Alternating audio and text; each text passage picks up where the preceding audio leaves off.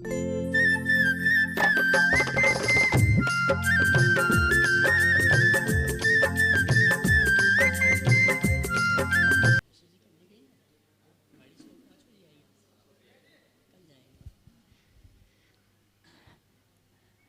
हाथ उठा के जयकारा लगाएंगे। बोले देवादिदेव श्री आदिनाथ भगवान की जय जय जय। बोले श्री चंद्र प्रभु भगवान की जय जय जय। चिंतामणि पार्श्वनाथ भगवान की जय जय जय। संत शिरोमणि गुरुराचार्य श्री विद्यासागर जी महाराज की जय जय जय। गुणायतन प्रणेता शंका समाधान भावना योग प्रवर्तक जन जन के संत प्रखर वक्ता बोले परम पूज्य मुनि श्री 108 प्रमाण सागर जी महाराज की जय जय जय। बोले परम पूज्य मुनि श्री अरह सागर जी महाराज की। क्या मेरा क्या पाना है, कैसे हो मेरा उद्धार। गुणायतन में आओ बंधु, यहाँ सत्य का हो दीदार। तीर्थराज सांबे शिखर की तलहटी में स्थित आत्मविकास का दिव्य सदन, जैन सिद्धांतों की वैज्ञानिक प्रयोगशाला, जहाँ बोलेगा समोसरण और जहाँ पंचायतन शैली में अद्भुत अतिशयकारी जिनालय जिन मंदिर का निर्माण हो रहा है। ऐसे गुणायतन से हम और आप टीवी चैनल का विश्वविख्यात बहुचर्चित शंका समाधान का कार्यक्रम प्रारंभ करें। उसके पूर्व गुणायतन परिवार और श्री शिवायतन परिवार आपका सायंकालीन शंका समाधान के पावन प्रसंग पर हार्दिक अभिनंदन स्वागत करता है।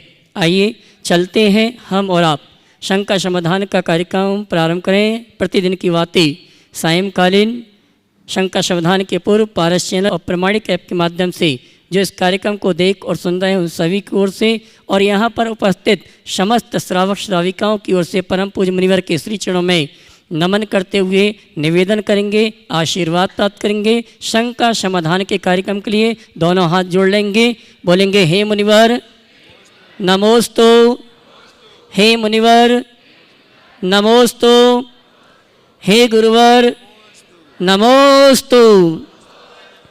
आइए हम और आप शंका समाधान का कार्यक्रम प्रारंभ करें। उसके पूर्व जहां आकर हम कर पाएंगे समोसरण का साक्षात्कार और जान पाएंगे कैसे होगा जीवन का उद्धार। ऐसे गुणायतन से जिन्होंने प्रभावित होकर जुड़ने का अवलोकन करने के बाद जुड़ने का प्रयास किया है, उन सभी के नामों की घोषणा करूंगा और जो यहाँ पर उपस्थित हैं अपने स्थान में खड़े होकर परम पूज्य मुनिवर की गुरुवंदना करेंगे, आशीर्वाद प्राप्त करेंगे। और मैं चाहूँगा जब उनके नामों की घोषणा हो तो आप अनुमोदना में ताली बजाकर उनका सम्मान करेंगे।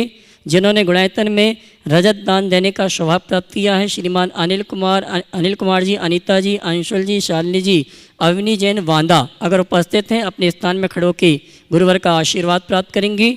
इसी क्रम में जिन्होंने गुणायतन में स्वर्ण दान देने का अवसर सौभाग्य प्राप्त किया है, श्री आलोक जी, शीला जी, संजय जी, अनीता जी, नमो परिजैन गोशलपुर जबलपुर अगर उपस्थित हैं तो अपने स्थान में खड़े होकर गुरुवर का आशीर्वाद प्राप्त करेंगे। इसी क्रम में श्रीमती विमला जी, आकांक्षा जी, साहेबगंज सीहोर जिन्होंने स्वर्ण दान देकर अपने जीवन को सार्थक किया है, श्रीमती रश्मि जी, गंज वासोदा और श्रीमती रुचि जी, गंज वासोदा, इन्होंने भी गुणायतन में स्वर्ण दान देके अपने भविष्य को सुरक्षित किया है। और मैं चाहूँगा मैंने जिनके नामों की घोषणा की एक बार सभी अपने स्थान में खड़े होकर गुरुवंदना का सौभाग्य प्राप्त करेंगे और कैमरा में सभी के कवर कर लें, सभी को कवर कर लें। और आइए जिन्होंने निर्माण निधि से गुणायतन से जुड़ने का सौभाग्य प्राप्त किया है, श्रीमती नमिता जी, धर्मपत्नी श्री अजय जैन न्यू दिल्ली, श्री राजकुमार जी, संजीव कुमार, श्री संकेत कुमार जी जैन विदिशा और श्री संतोष कुमार जी, श्रीमती विमला बाई, अनुपम कुमार जी जैन सीहोर अगर उपस्थित हैं अपने स्थान में खड़े होकर गुरुवर का आशीर्वाद प्राप्त करेंगे। और आइए निर्माण मित्र से जुड़ने का जिन्होंने सौभाग्य प्राप्त किया है, श्री जिनेंद्र लाल जी जैन उदयपुर अगर उपस्थित हैं तो अपने स्थान में खड़े होकर गुरुवर का आशीर्वाद प्राप्त करेंगे और आप जोरदार ताली बजाकर इनका सम्मान करेंगे। और मैं चाहूँगा वे आएंगे मंच पे, परम पूज्य मुनिवर के श्री चरणों में नमन करते गुरुवंदना का सौभाग्य प्राप्त करेंगे। नहीं है, ये है, हाँ जी, सूत्रधार के रूप में जिन्होंने जुड़ने का अवसर सौभाग्य प्राप्त किया, श्रीमती मंजू जी, धर्मपत्नी स्वर्गीय डॉक्टर KD जैन, सार्थक जैन, भोपाल। अगर उपस्थित हैं तो वे आएंगे, परम पूज्य मुनिवर के श्री चरणों में नमन करते हुए गुरुवंदना का सौभाग्य प्राप्त करेंगे। उपस्थित नहीं है, मैं चाहूँ उनके सम्मान में आप जोरदार ताली बजाकर उनका सम्मान करें। और आइए चलते हैं, हम और आप शंका समाधान का कार्यक्रम प्रारंभ करें। उसके पूर्व आगामी कार्यक्रमों की सूचना आप तक श्रीमती मंजू जी, हाँ जी उपस्थित हैं, आइए। श्रीमती मंजू जी, धर्मपत्नी स्वर्गीय डॉक्टर KD जैन, सार्थक जैन, भोपाल, ऊपर आ जाएं और परम पूज्य मुनिवर के श्री चरण में नमन करते हुए गुरु वंदना का सौभाग्य प्राप्त करेंगे। और उनके सम्मान के लिए मैं आमंत्रित करूंगा हमारे गुणायतन परिवार से श्रीमान वीरेंद्र कुमार जी, संगीता जी छावड़ा कोडरमा, ये आएंगे। हमारे सम्मानी सूत्रधार पुण्यार्जक परिवार का गुणायतन परिवार की ओर से प्रतीक चिन्ह देकर सम्मान का कार्यक्रम संपन्न करेंगे। और मैं चाहूँगा इनके सम्मान में आप जोरदार ताली बजाकर इनका सम्मान करें। बंधु, शंका समाधान का कार्यक्रम हम और आप प्रारंभ करें। उसके पूर्व आगामी कार्यक्रमों की सूचना आप तक प्रेषित कर रहा हूं। आगामी 24, 25 और 26 नवंबर को परम पूज्य युगल मुनि महाराज के सानिध्य में इसी मंच पर, इसी प्रवचन हॉल पर लघु पंचकर्णक महामहोत्सव का कार्यक्रम आयोजित किया गया है। ये 3 दिवसीय कार्यक्रम है। साथ ही आगामी 10, 11, 12 और 13 दिसंबर को 4 दिवसीय कार्यक्रम आयोजित है।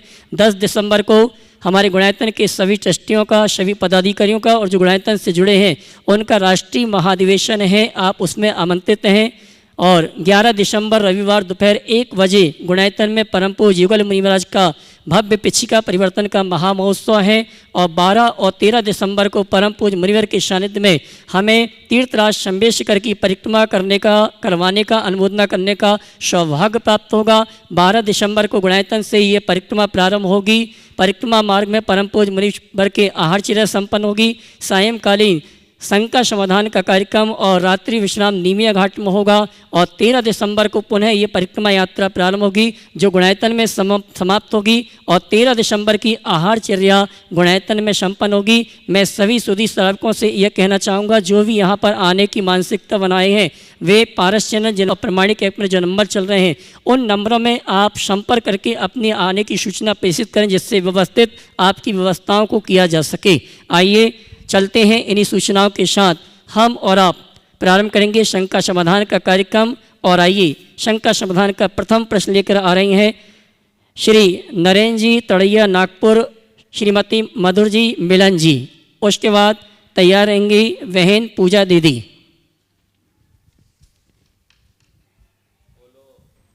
कहाँ है तड़ैया? ओ हाँ, चलिए। महाराज जी, ओम बोलिए। महाराज जी, नागपुर से टड़िया परिवार, समस्त सकल जैन दिगंबर जैन परिवार ट्रस्ट और सिद्ध चक्र महामंडल में सब पुण्यार्जक परिवार की तरफ से नमोस्तु नमोस्तु नमोस्तु। महाराज जी, मैं chief engineer power project Maharashtra शासन से रिटायर हुआ। मेरे कार्यकाल में थर्मल पावर प्रोजेक्ट और गैस टरबाइन प्रोजेक्ट में मैंने काम किया। तो इसमें इलेक्ट्रिसिटी जनरेशन के लिए थर्मल पावर प्रोजेक्ट में पानी फिर से बोलिए, आखिरी की बात समझ में नहीं आई। हाँ, फिर से बोलिए। मैं थर्मल पावर प्रोजेक्ट और गैस टरबाइन प्रोजेक्ट में काम किया मैंने। क्या? थर्मल पावर और gas turbine project, gas turbine, electricity generation के लिए। तो इसमें महाराज जी क्या है कि थर्मल पावर में जो पानी जो यूज किया जाता है कम से कम 350 डिग्री और 150 kg प्रेशर पे यूज किया जाता है। और उसकी स्टीम बनाई जाती है 500 से 600 टेम्परेचर पर। लेकिन इलेक्ट्रिसिटी के कई प्रोसीजर ऐसे रहते हैं कि उसके लिए पानी को कई बार ड्रेन में मतलब नालियों में छोड़ना पड़ता है, कभी स्टीम को ऊपर एटमॉस्फेयर में छोड़ना पड़ता है। और वैसे गैस टरबाइन में जब काम करते हैं इलेक्ट्रिसिटी तो उसका चैम्बर का प्रेशर 1400 डिग्री रहता है। और जो गैस बाहर छोड़ी जाती है 350 डिग्री टेम्परेचर। तो इतने टेम्परेचर पे जब ये पानी छोड़ा जाता है ड्रेन में या स्टीम छोड़ी जाती है एटमॉस्फेयर में या गैस छोड़ी जाती है एटमॉस्फेयर में, तो इसमें हिंसा तो ज़रूर होती होगी महाराज। लेकिन ये हिंसा के इसमें मैं अपने हाथ से कभी उसमें काम नहीं किया, लेकिन मेरे इंस्ट्रक्शन से, मेरे डायरेक्शन से सब काम होते थे। तब इस काम में मतलब महाराज मेरे को कितना दोष लगेगा या इसमें नहीं लगेगा या दोष लगा तो क्या करना चाहिए? मैं आपसे एक सवाल करता हूँ। यदि आप किसी इंडस्ट्री के मालिक होते तो भी हिंसा होती कि नहीं होती? होती ना महाराज, चीफ इंजीनियर बोलते वो आज जितने लोग इंडस्ट्री चला रहे उसमें हिंसा है कि नहीं? अभी भी चालू है, इस तरह तो होती रहती है। तो दो चीजें हैं, एक इंडस्ट्री में हिंसा और एक हिंसा की इंडस्ट्री। समझ गए? इंडस्ट्री में हिंसा चलेगी, हिंसा की इंडस्ट्री नहीं चलेगी। समझ गए? आपने जो कुछ किया, ये सब चीज़ें जितने भी इस तरह के कार्य हैं उनमें इस प्रकार की हिंसा तो होती, लेकिन यह सब चीज़ें जनता के विकास के लिए है, देश के विकास के लिए। तो इसमें हमें अपना कर्तव्य मान करके चलना चाहिए। बड़े बड़े उद्योग लोग लगाते हैं, आज कोई आयरन की इंडस्ट्री लगा रहा है, सीमेंट का प्लांट लगा रहा है, उसमें भी तो इस तरह के कार्य होते हैं। तो इसमें अपने विवेक से कार्य करना चाहिए। आपको इतनी ही सलाह दूंगा, अब तो रिटायर हो गए ना, जितना लगा उसको साफ करने के लिए शेष समय लगा दो। दोष नहीं लगा ऐसा मैं नहीं कहूँगा, दोष तो लगा है। इसी का नाम गृहस्थी है। गृहस्थ का जीवन आरंभ मुक्त नहीं होता, लेकिन जो दोष लगा है उसका प्रक्षालन करने के लिए अब जो बचा समय है सत्कर्म में अधिक से अधिक बिता। समझ गए? सेवा निर्वृत्त का मतलब क्या है? सेवा के लिए निर्वृत्ति, सेवा कराने के लिए नहीं, करने के लिए। तो जितना बन सके स्वपर के हित में लगिए, अपने समय, अपनी शक्ति और संसाधनों का सदुपयोग कीजिए, जिससे रास्ता प्रशस्त। बहन पूजा दीदी, उसके बाद तैयार रहेंगे श्रीमती। एक प्रश्न मेरा। हाँ बोलिए। महाराज जी, मेरा मतलब प्रश्न तो नहीं है, मन की शंका है। वो ऐसा है कि आचार्य श्री कुंडलपुर आए थे, उसमें पूरा कार्यक्रम हुआ, बहुत अच्छा हुआ, सबको मजा। लेकिन आचार्य श्री ने जब बिहार किया तो वो इतने अस्वस्थ कैसे हो गए कि उनको डोली में बिहार करना पड़ा, और फिर उसके बाद उनको रैली तक जाने के बाद मतलब ऐसे अच्छे हो गए कि स्वस्थ हो गए कि उन्हें 600 किलोमीटर। महापुरुषों की जो जीवन की क्रियाएं होती है वह कई बार कई प्रकार के संयोगों का निर्धारण भी कर देती है।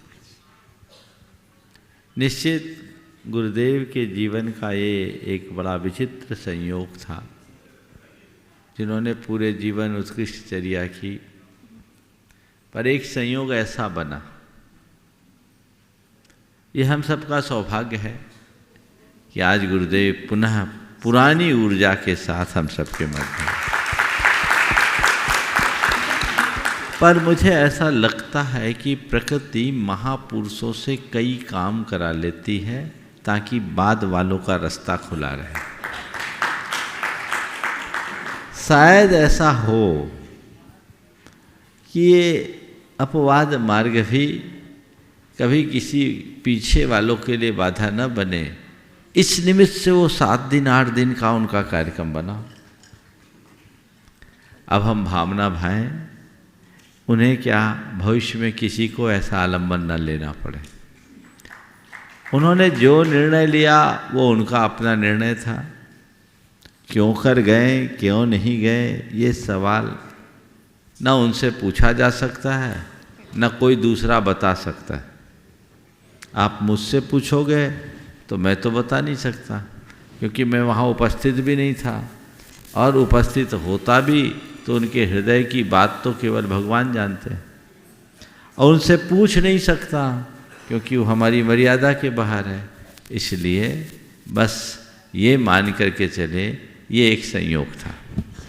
नमोस्तु महाराज जी, नमोस्तु। नागपुर वालों ने प्रश्न करके आज का दिन याद दिला दिया। आज 22 नवंबर है और दिनांक के अनुसार गुरुवार का आचार्य पदारोहण दिवस का कार्यक्रम है। जोरदार ताली बजाकर नमन करते हुए बहन पूजा दीदी, उसके बाद श्रीमती ममता स्वतंत्र कुमार जी विदिशा।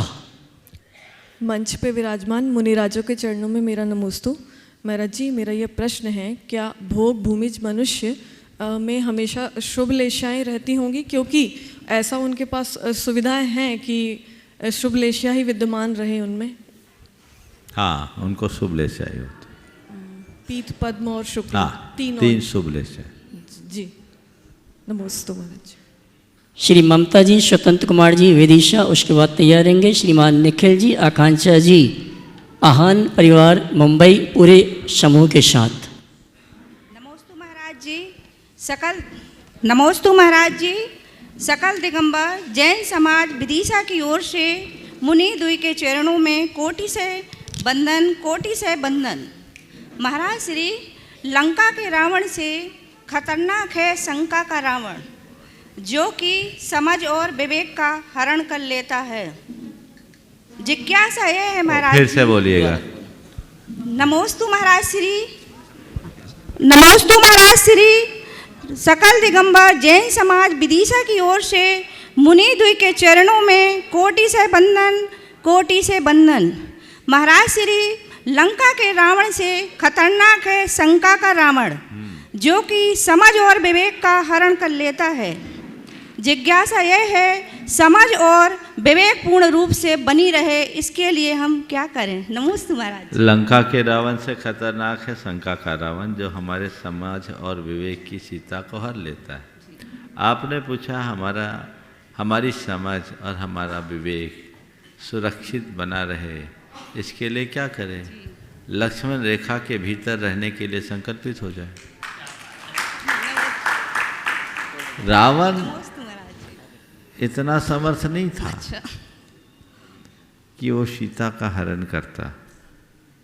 वो तो लक्ष्मण रेखा के उल्लंघन के कारण सीता का हरण हुआ। मनुष्य अपनी सीमा और दायरा के हमेशा अपने सामने रखे, उसकी समझ भी बनी रहेगी और विवेक भी जागृत रहेगा। नमोस्तु महाराज श्री, नमोस्तु। आगे श्रीमान निखिल जी, आकांक्षा जी, आहान परिवार मुंबई, उसके बाद तैयार रहेंगी साधना जी, लवलेश जी, दिगंबर जैन समाज नोएडा, सभी यात्रियों के साथ।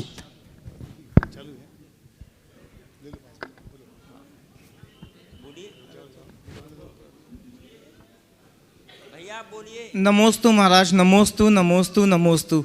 मेरे और मेरे पूरे परिवार की तरफ से आपके चरणों में सादर अभिवंदन। महाराज जी, मेरा एक सिंपल सा सवाल था आपसे कि हमारे जीवन में धर्म और कर्म में किसको ज़्यादा महत्वता देनी चाहिए? धर्म और कर्म में किसको महत्व देना चाहिए? कर्म को भी अपना धर्म मानना चाहिए और कुकर्म से बचे रहना चाहिए। श्रीमती साधना जी, लवलेश जी, दिगंबर जैन समाज नोएडा, सभी यात्रियों के साथ। उसके बाद तैयार रहेंगी श्रीमती वर्षा जी, विनायका, अकोला, सभी यात्रियों के साथ। ओम, एक साथ हो जाइए। नोएडा बोलिए। मैं लवलेश जैन नोएडा से, समस्त नोएडा के दिगंबर जैन समाज जो शिखर जी की यात्रा के लिए आए हुए हैं, उन सब की तरफ से आपके चरणों में त्रिवार नमोस्तु। महाराज जी, पहले तो गणधर वलय विधान करा के हमारे ग्रुप को बहुत आनंद आया। 67 जनों का हमारा ग्रुप आया हुआ है। कितने लोग? 67 का। बहुत सुंदर। हाँ। तो बहुतों का पहला अनुभव था ये गणधर वलय विधान का, और वो भी शाश्वत तीर्थ क्षेत्र और तीर्थंकरों की निर्माण भूमि पर। तो ऐसा अनुभव तो उनका लिए पूरे जीवन भर याद रहेगा। तो इसके लिए तो बहुत बहुत हम आभारी हैं गुणायतन के।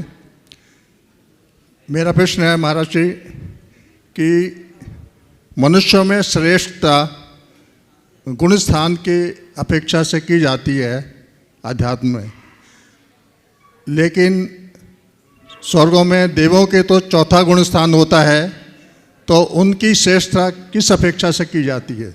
किसकी? स्वर्गों में देवों की श्रेष्ठता किस अपेक्षा से की जाती है, क्योंकि उनके तो चौथा गुण स्थान होता है। बहुत अच्छी बात। देखिए, सबसे पहले तो मैं आप सभी नोएडा वासियों को आशीर्वाद देना चाहूँगा। यहाँ गणधर वलय विधान तो नित्य होता है, और बहुत आयत लोग आते हैं, प्रायः सब के सब अपने परिवार के साथ आते हैं। लेकिन आज बड़ा अच्छा लग रहा है ये देखकर कि पूरी समाज आई है और 67 लोगों के समूह को लेकर आप लोग यहाँ आए। निश्चित आनंदानुभूति होगी। तीर्थ क्षेत्र में ऐसी आराधना का एक अलग आनंद है और ये आनंद हर किसी को समय और शुभता के अनुसार लेते रहना चाहिए। आपने पूछा है कि जीवन की श्रेष्ठता का अनुमान हम गुणस्थानों से लगाते हैं, तो देवों में उनकी श्रेष्ठता का अनुमान कैसे लगाएं? गुणस्थान एक कॉमन चीज़ है। जैसे आज मैं हूँ, मेरा भी मान लीजिए 6वां 7वां गुणस्थान है, दूसरे मुनिराज का भी है, तीसरे का भी है, सबका है। गुणस्थान भले एक होगा, लेकिन मेरे और दूसरे के परिणाम सदैव एक से बने रहे ऐसा कोई जरूरी नहीं। उसमें भी तरतमता होती। एक एक गुणस्थान में भी असंख्यात लोक प्रमाण परिणाम होते हैं। लेस्याओं में भी बदलता है, बदलाव आता है, तो उसको उस हिसाब से हम अंतर डालते हैं। और देवों की जो श्रेष्ठता है वो श्रेष्ठता बाहरी आधार पर ज़्यादा चलती है, इंद्र सामानिक आदि के आधार पर, और ऊपर ऊपर के स्वर्गों के आधार पर। नमोस्तु। उसमें उनकी लेस्याएँ भी जुड़ती हैं। श्रीमती वर्षा जी अपने समूह के साथ प्रश्न करें। उसके पूर्व एक प्रश्न इनका और है। गुणायतन ट्रस्टी श्रीमान ब्रजेश जी, अंशु जी, ग्रेटर नोएडा। ब्रजेश जी बोलिए। ब्रजेश जी, अंशु जी, ग्रेटर नोएडा। और इसके बाद तैयार रहेंगी श्रीमती वर्षा जी विनायका अकोला अपने सभी यात्रियों के साथ। बोलिए ब्रजेश जी। आप सेलू वाले बैठ जाओ अभी, पहले नमोस्तु भगवान, नमोस्तु आप लोग बैठ नमोस्तु जाइए। नमोस्तु। नोएडा समाज, ग्रेटर नोएडा समाज की ओर से बारंबार नमोस्तु नमोस्तु नमोस्तु। भगवान, मेरा प्रश्न है कि हम सुबह मंदिर जाते हैं और प्रक्षाल देखते हैं और बहुत भाव उसमें लगते हैं, उसके बाद पूजन करके घर आ जाते हैं। कभी कभी ऐसा होता है कि घर में कोई कार्य है तो हम थोड़ा देर हो जाती है और 8:30-9 बजे मंदिर पहुंचते हैं। उस समय मंदिर प्राय खाली सा रहता है और बहुत शांति रहती है। उस समय पूजन करने में बहुत ज़्यादा ध्यान लगता है, भाव भी बहुत विशुद्ध होते हैं। तो मेरा प्रश्न यह है कि हमें सुबह ही जाकर प्रक्षाल देखने पर फोकस ज़्यादा करना चाहिए, या जब बहुत शोरगुल नहीं है, शांति है और बहुत ध्यान से, बहुत तन्मयता से पूजन करने में हमारे भाव ज़्यादा लग रहे हैं, तो कृपया समाधान करें। मंदिर में तो हमारी जिसमें ज़्यादा तन्मयता और विशुद्धि हो उसे हमें प्रमुखता देनी चाहिए। अब महाराज अगर हम उसको प्रमुखता दें तब तो फिर हमारा अभिषेक पूजन छूट ही जाएगा, अभिषेक छूट ही जाएगा, प्रक्षाल छूट जाएगा। तो रास्ता यही है कि बाकी बातों से अपने आप को अप्रभावित रखते हुए अभिषेक भी तन्मय होकर देखने लगे तो दोनों काम हो जाएगा। समझ गए? जब हम बाहर की चीज़ों से प्रभावित होते हैं तो हमारा मन डिस्टर्ब होता है। तो ऐसे लोग जिनका मन विचलित हो जाए वो एकांत में है। लेकिन अगर हम अपने आप को साध लें तो समूह में भी आनंद लिया जा सकता है और हम समूह का आनंद लें। श्रीमती वर्षा जी विनायका अकोला अपने समूह के साथ। अकोला नहीं, सेलू। नमोस्तु गुरुवर, मेरा एक छोटी सी शंका और है। हाँ। छोटी सी शंका है।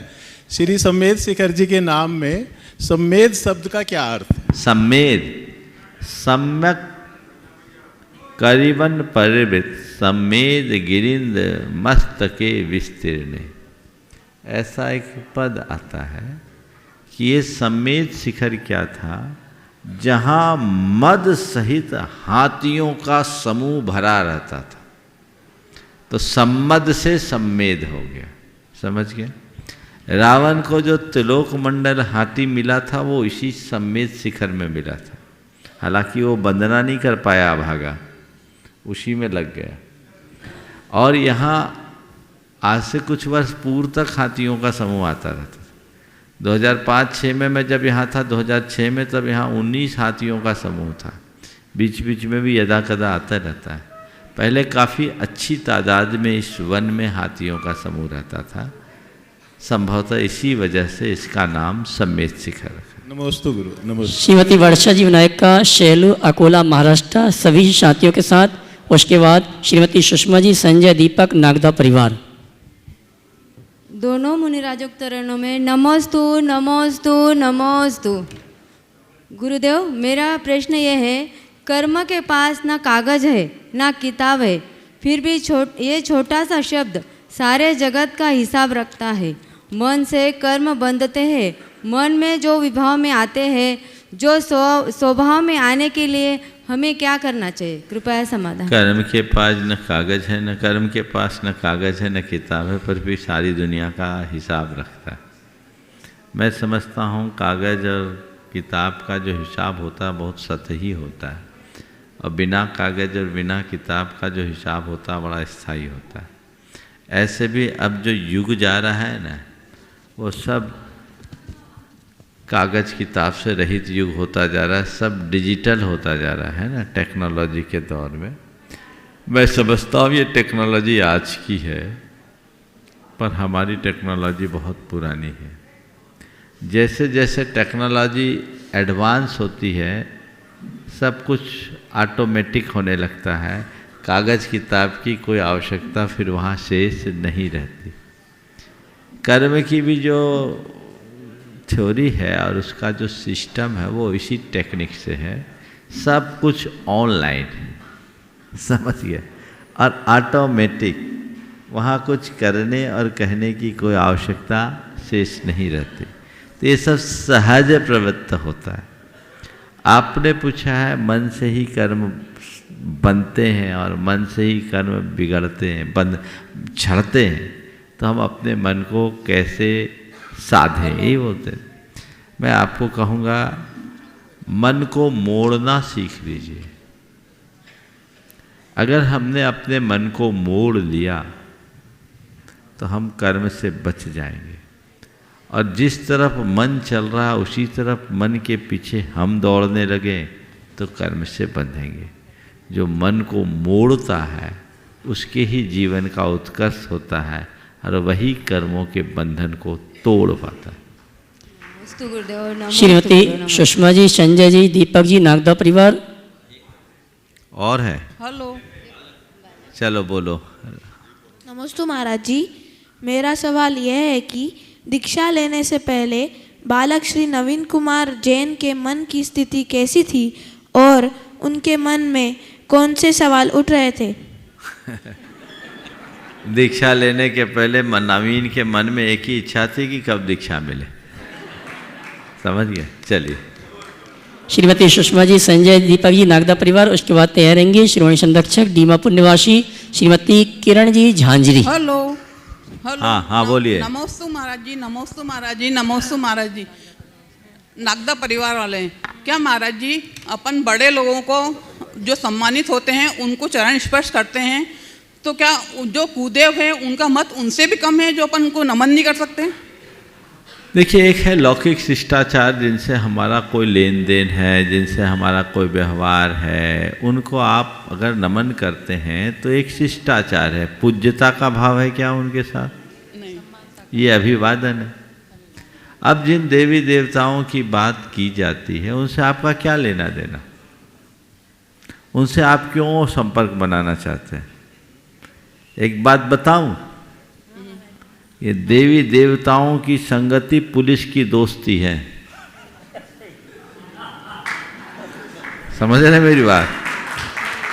इनकी संगति पुलिस की दोस्ती है, ना निभाते बनती ना छोड़ते बनती। इसलिए चक्करों में न पड़ो तो ही अच्छा है। देवताओं के पीछे भागने की जगह अपने हृदय की दिव्यता को जगा लो, देवता चरणों में आएंगे। समझ गए बात को? इन सब चक्करों में मत पड़ो। ये हमारा एक भ्रमपूर्ण विश्वास है कि इन सब की पूजा आराधना करने से हमारा ये काम बन जाएगा, वो काम बन जाएगा।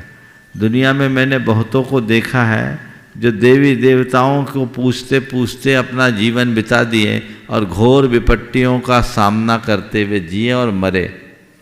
विपत्ति में जिए और विपत्ति में मरें। कर्म के खेल को समझो, बीत राग देव शास्त्र गुरु की आराधना करो, फिर किसी अन्य की आराधना की जरूरत क्या है?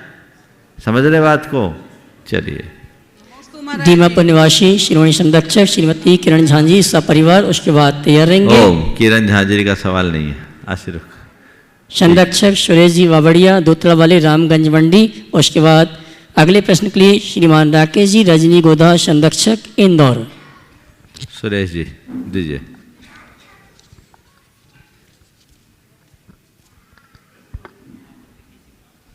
नमस्ते महाराज। नमस्ते महाराज जी, आजकल नया ट्रेड चला है। पहले के ज़माने में आदमी के सिर पर पगड़ी या साफा रहता था, लेकिन आजकल क्या है, कोई भी कार्यक्रम होगा तो लेडीज़ के सिर पर पगड़ी, जुलूस निकल रहा है तो पगड़ी, तो फिर आदमी के सिर पे क्या रहेगा? देखिए ये क्या भारतीय संस्कृति ड्रेस है?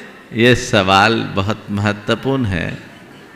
मेरे मन में भी कभी कभी आता है, यद्यपि हमारे मंच पे भी पगड़ी पहना दी जाती है, लेकिन इस पर विचार होना चाहिए। हमारी एक सांस्कृतिक परंपरा है और मैं चाहूँगा आज से ही उसकी शुरुआत करें। हमारे यहाँ पगड़ी का दस्तूर होता है, तो बेटों को पगड़ी पहनाया जाता है कि बेटियों और बहुओं को?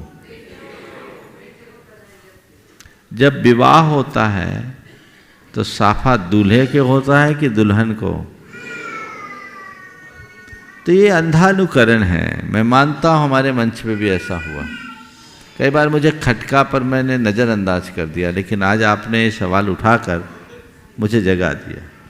ये परंपरा बंद होनी चाहिए। महिलाओं को मुकुट पहनाना चाहिए, हार पहनाना चाहिए। ये उनके योग्य सम्मान है। जो जिसके लायक है उसको वही गरिमा, और उसमें अंतर भी दिखता है। पगड़ी मुखिया का प्रतीक होता है, तो एक पट्टधारी जो व्यक्ति होता है उसको है सम्मान में कोई कमी नहीं होनी चाहिए।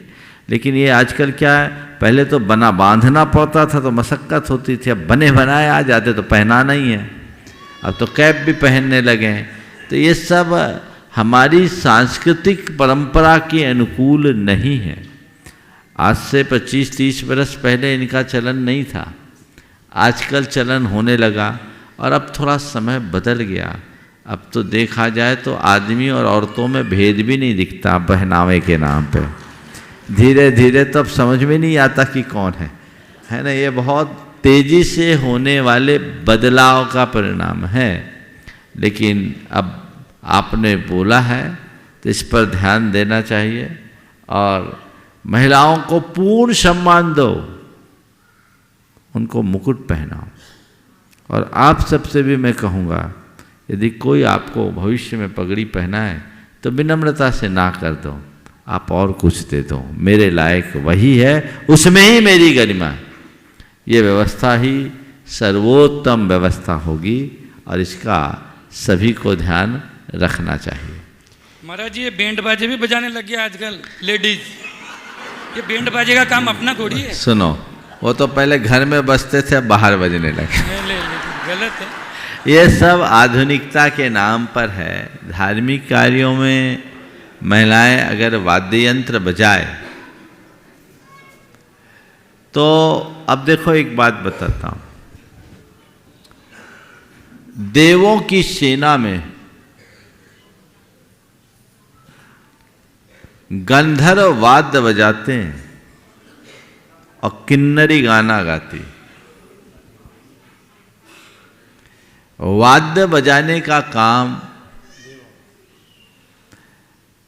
स्त्रियों के द्वारा देवों में भी नहीं है। गायन और नर्तन का काम स्त्रियों का रहा है। अब आजकल सब बदलाव आता गया। अब महिलाएं वाद्य बजाने लगी और वीरांगना कहलाने लगी। और बाजा बजाने में वीरांगना बनते तो बाजा बजाने वाले जितने सबको वीर मानना चाहिए। ये एक परंपरा बन गई और इसके पीछे एक ही वजह मुझे दिखती है, वो ये है कि आप पुरुषों को अब समय बचा नहीं, तो आपने भी उनके जिम्मे सब छोड़ दिया कि तुम ही लोग बजाओ, कोई फर्क नहीं पड़ता।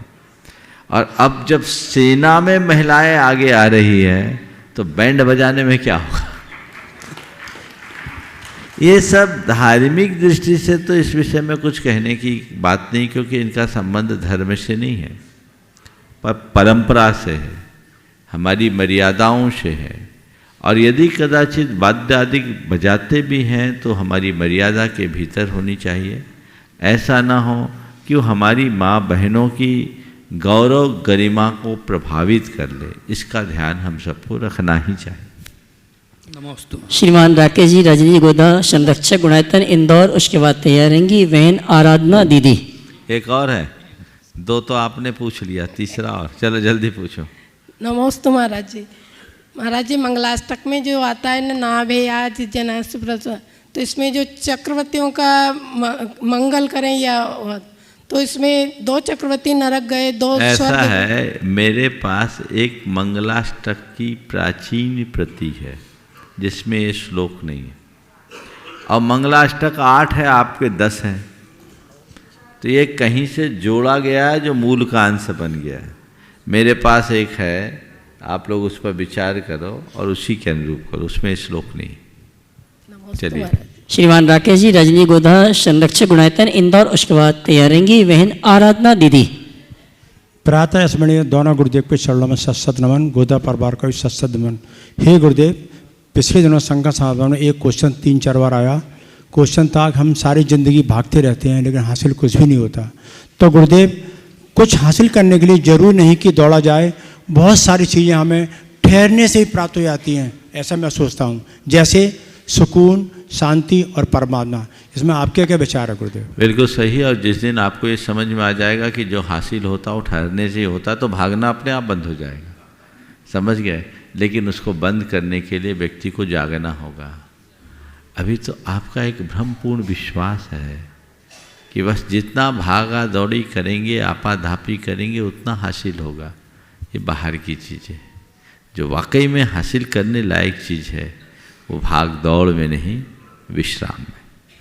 जी, एक गुरुदेव आपके शिष्य का आया इंदौर के, बहुत रोचक और व्यावहारिक प्रश्न है गुरुदेव, कि महिलाएं अपने जीवन में बहुत त्याग तपस्या व्रत करती हैं, दान भी बहुत करती हैं, लेकिन और उनको इसलिए शायद लंबी आयु प्राप्त होती है, शायद उनको इसलिए लंबी आयु प्राप्त होती है। ऐसा प्रकृति का क्या नियोग है कि पुरुष चले जाते हैं, महिलाएं रह जाती हैं?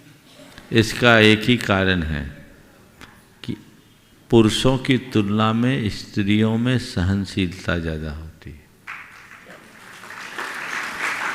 स्त्री में क्षमा और धृति जैसे गुण होते, संभवतः उनका यही गुण उनकी आयु लंबी प्रदान करता है।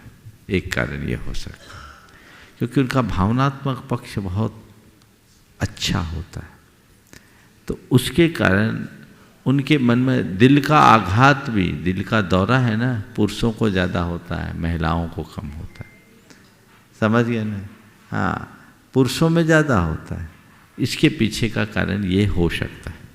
इसमें कुछ प्रकृति का कोई नियोग भी है क्या? ये तो बताया ना, प्राकृतिक संरचना ऐसी। चलिए। नमस्ते गुरुदेव। बहन आराधना दीदी, अपनी शंका का समाधान प्राप्त करें। उसके पूर्व आप सभी के लिए कहना चाहूँ, इसके बाद हाँ जी, बहन आराधना दीदी अगली शंका के लिए। जिन धर्म ध्वजा प्रतीक मुनि द्वय के चरणों में प्राणी मात्र की ओर से अनंतानंत नमोस्तु भगवन।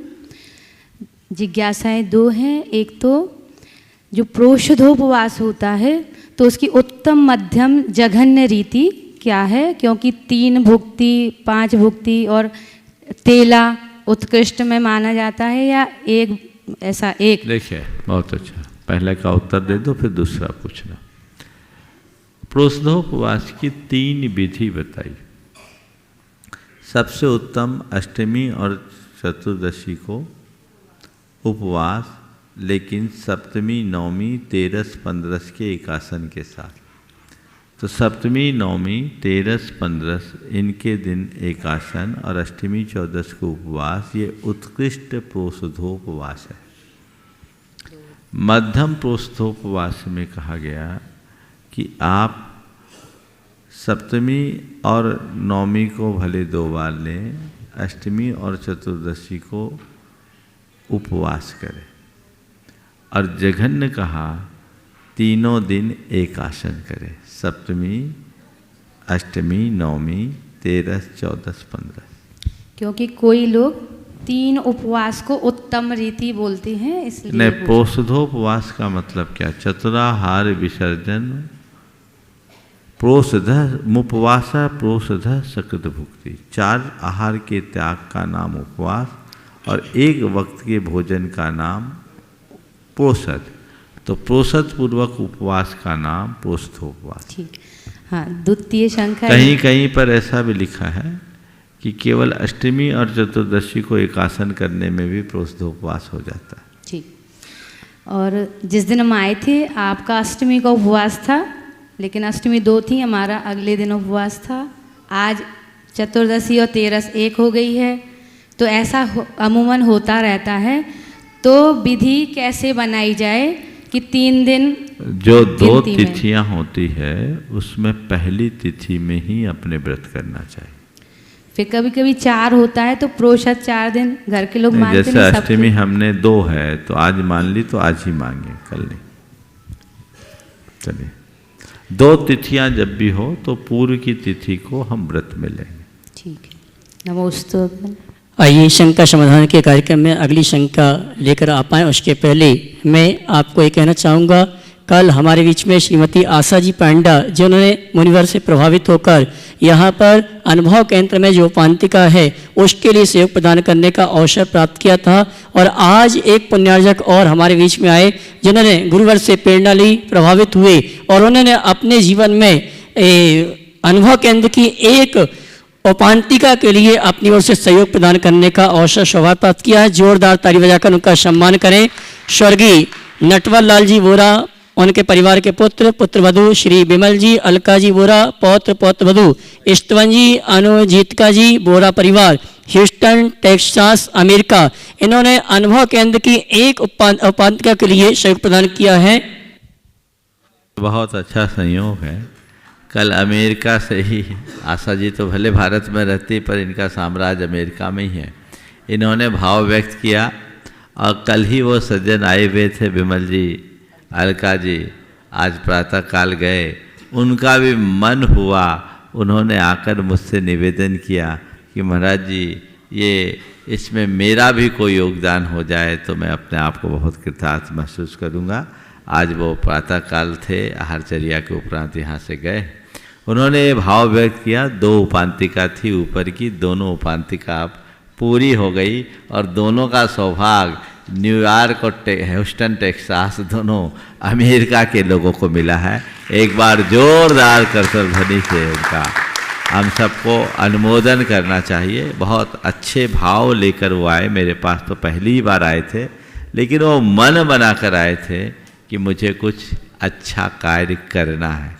जिसके हृदय में ऐसे भाव जगते हैं वे ही अच्छा कार्य कर पाते हैं। और ये प्रेरणा भी मुझे लगता है उन्हें आशा जी से मिली। तो एक बार पुनः हम उनके लिए जोरदार करतल ध्वनि से अभिवादन करें और उनकी इस कृत्य की अनुमोदना करें। बहुत बहुत आशीर्वाद। शंका समाधान की अगली शंका लेकर आए श्रीमान सुधीर सीमा मोदी खुरई, और उसके बाद तैयार रहेंगी श्रीमती वर्षा जी, दीपक कुमार विनायके, शैलू महाराष्ट्र।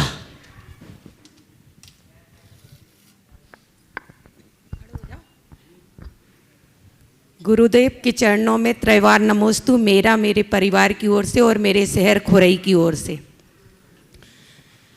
महाराज जी, मेरा प्रश्न ये है कि जीवन में संबंधों का होना जरूरी है, लेकिन मेरा सोचना ये है कि संबंधों में जीवन का होना जरूरी है। तो संवेदनशून्य संबंधों को भुला देना चाहिए कि उनको जीवंत करना चाहिए? जीवन में संबंधों का होना जरूरी है, बात भी सच है, और संबंधों में जीवन होना चाहिए।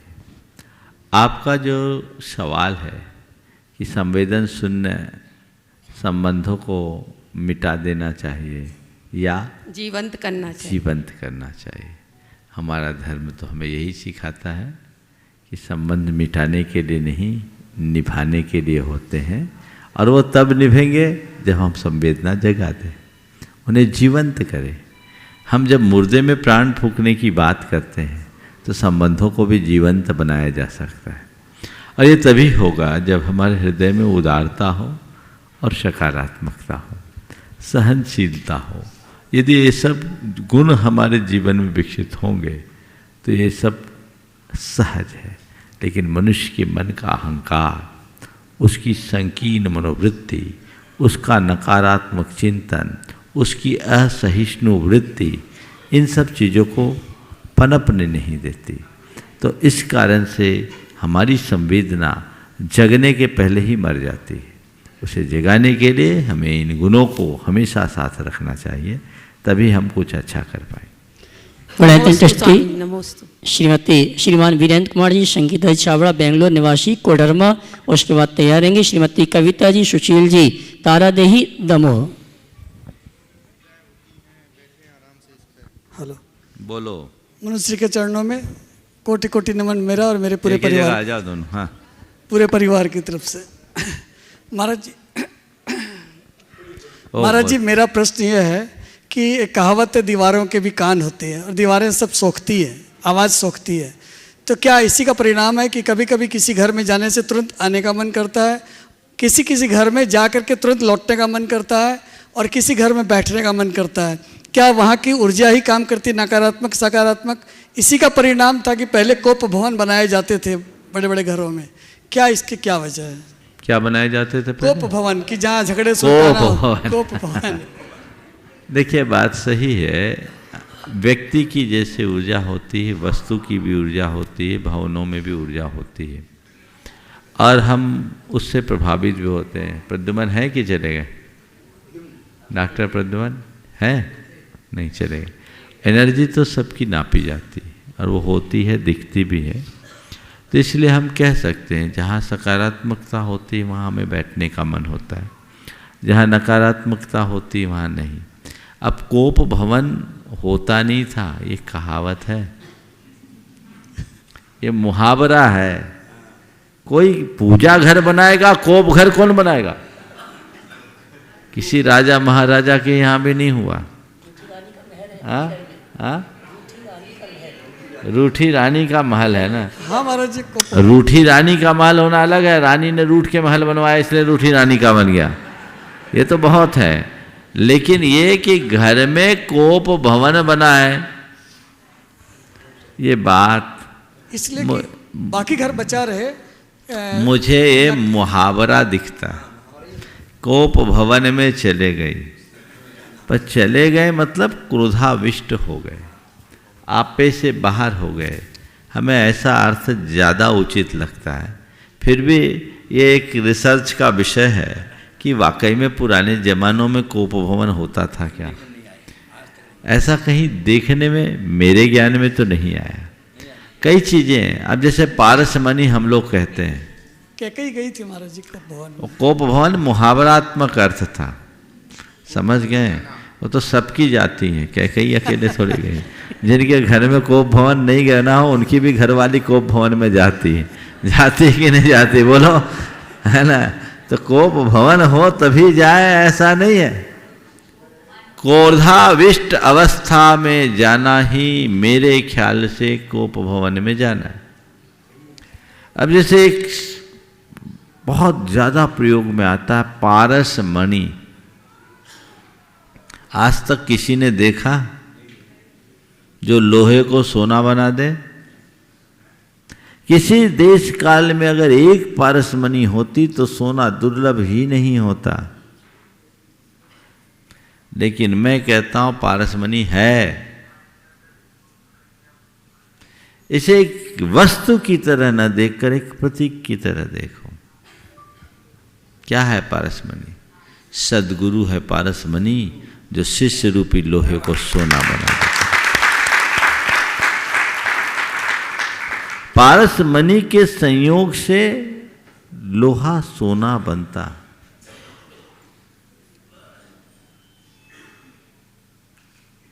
तो लोहा सोना बनता पारस के संयोग से, यानी जंग लगा लोहा नहीं। समझ गए? लोहा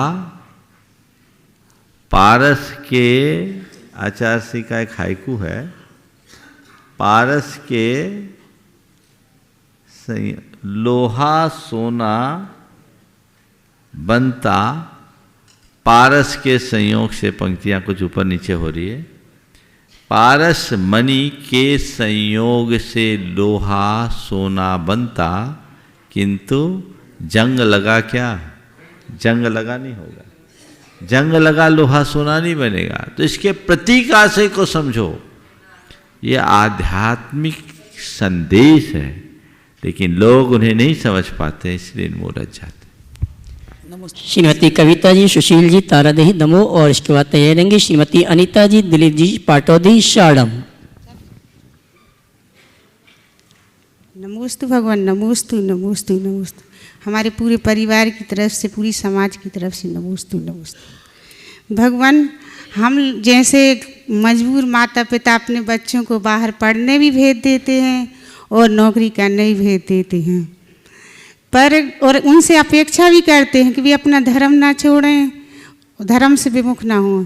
तो हम लोग ऐसा क्या कर्तव्य करें जिससे हमारे संस्कार बने रहें? क्योंकि इस युग में हम संस्कार तो दे सकते पर शिक्षा नहीं दे सकते।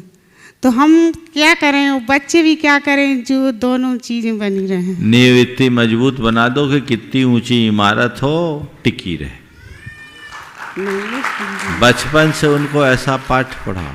ऐसा कुछ नहीं है, बहुत सारे लोग हैं जिनके बच्चे भारत से बाहर जाकर के काम कर रहे हैं और आज भी अपने संस्कारों में सुदृढ़ है। मेरे संपर्क में ऐसे अनेक लोग हैं जो अमेरिका में हैं और अन्य देशों में हैं, वहाँ रह रहे हैं और अपनी चर्या क्रिया का बहुत अच्छे से पालन कर रहे हैं। यूँ कहूँ कि यहाँ के लोगों से ज़्यादा धर्मात्मा है। तो चीज़ें बनती है, बदलती है, उस तरीके से काम हो सकता है। संस्कार मजबूत हो तो सब चीज़ें सुलभ हो जाती। श्रीमती अनीता जी, पाटौदी, शाड़म, उसके बाद तैयार रहेंगे श्रीमान राजन जी, श्रीमती सुनीला जैन, अमरवाड़ा।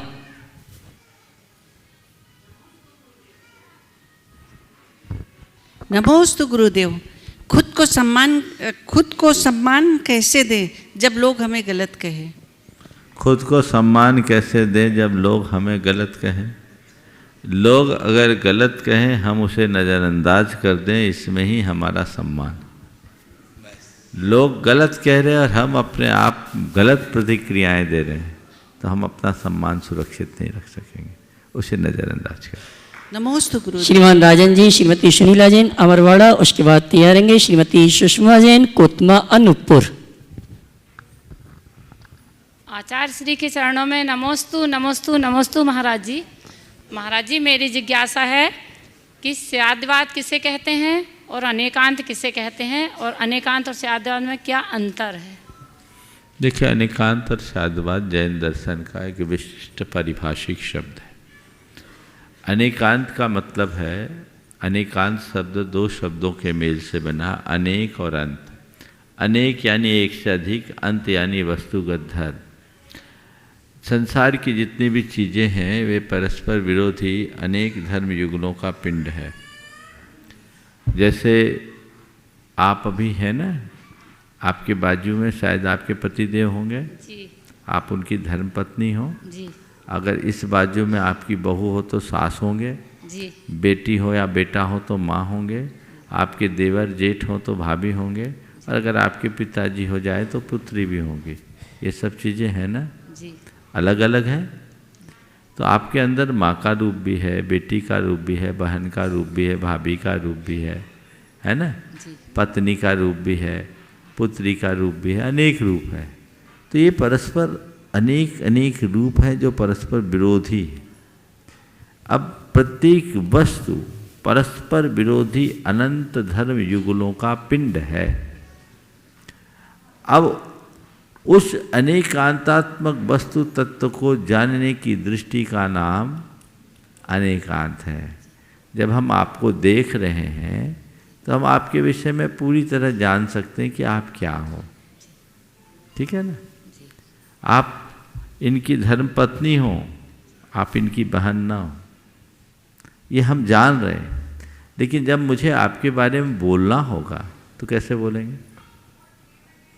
मुझे अपने कथन में क्रम रखना पड़ेगा, और कथन के क्रम में हम किसी बात को मुख्य बनाएंगे और किसी बात को गौण करेंगे।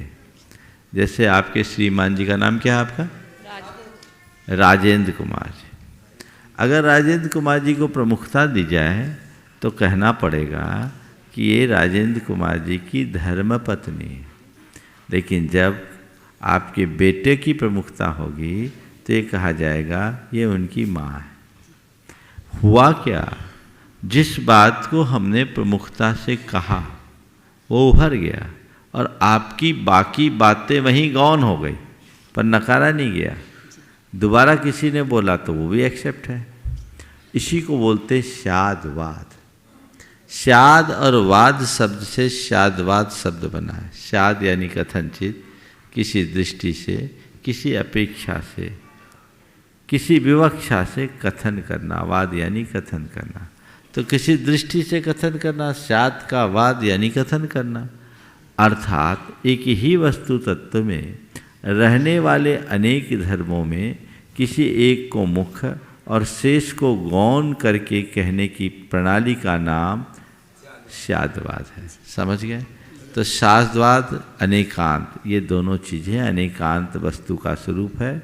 उस अनेकांतात्मक दृष्टि को प्रतिपादित करने वाली जो भाषा है वो शादवाद है। इस प्रकार आज के सत्र को परम पूज्य गुरुदेव के चरणों में नमन अर्पित करते हुए यहीं पर विराम। आप लोग पीछे रह गई हैं।